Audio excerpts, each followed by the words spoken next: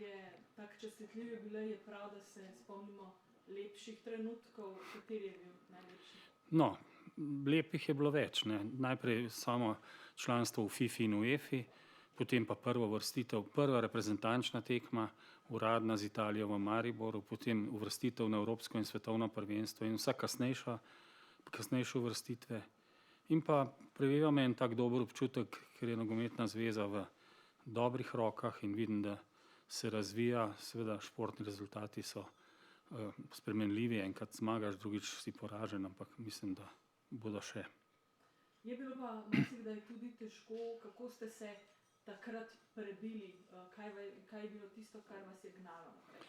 Ja, prvič sem imel odlične sodelavce v doktor Ilešiču, gospodu Frantarju, Vladu Šajnu, doktor Elznarju, doktor Verdeniku. Delali smo pravzaprav kar na enem takem strokovnem, profesionalnem nivoju, čeprav smo bili vsi volonterji in amaterji, ogromno svojega časa smo pač vložili v to in to je bila neka garancija, da smo pravzaprav vlekli kar pravilne poteze. Čakajo nas novi izzivi v slovenskem nogometu, tudi evropskem.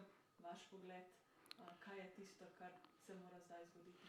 No, mislim, da je ta zgodba s tem virusom pač nek trenutek za ponoven premislek o nekih dilemah ali pa o nekih težavah, ki pač pestijo vsakega, tudi slovenski nogomet, in to naj bo pač vodilo potem tudi za naprej. Hvala lepa in srečno. Hvala.